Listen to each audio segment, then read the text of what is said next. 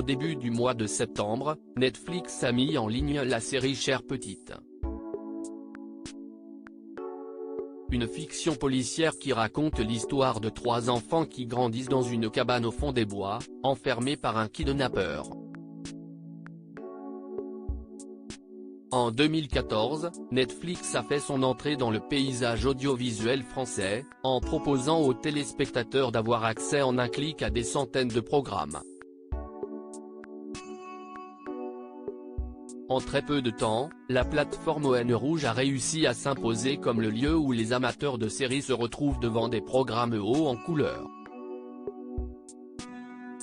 Parmi eux, il y a bien sûr Stranger Things, qui plonge ses spectateurs dans les années 80, The Witcher, avec Henry Cavill qui massacre des monstres tous plus terrifiants les uns que les autres, et, plus récemment, Tapi, série dans laquelle Laurent Lafitte incarne l'ancien dirigeant de l'Olympique de Marseille. Netflix offre aussi à ses abonnés de nombreuses séries policières particulièrement glaçantes. C'est le cas de Mindhunter, avec le sosie d'Emmanuel Macron, Jonathan Groff, ainsi que la série espagnole Dévorée par les flammes, avec Ursula Corbero, l'héroïne de La Casa de Papel.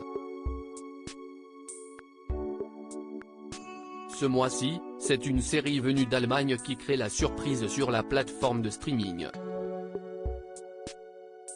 Mise en ligne au début du mois de septembre, Chère Petite s'est hissée à la seconde place du top 10 de la plateforme, grâce à son histoire glaçante qui pourrait rappeler certains faits divers terrifiants.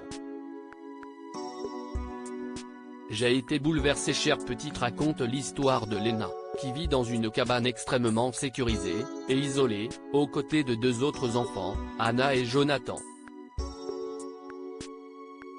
Les 3 obéissent aux règles imposées par un gardien très strict. Après plusieurs années enfermée dans ce lieu, Lena parvient à s'échapper.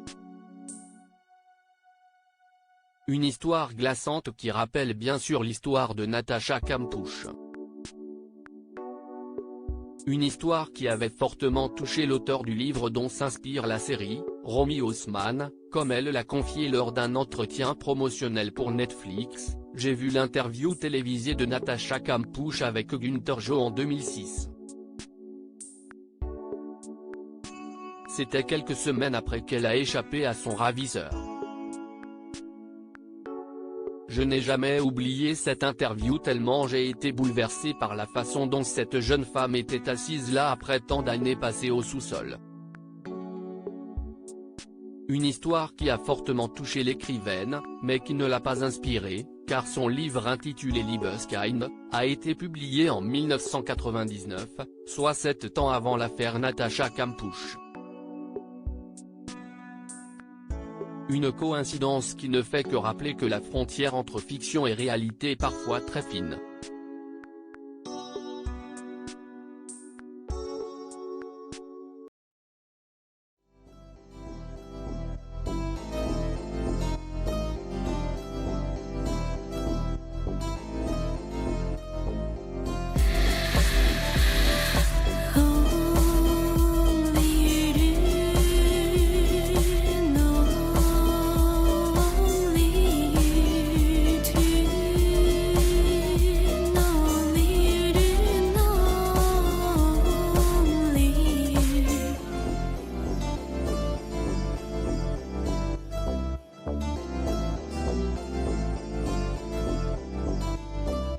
To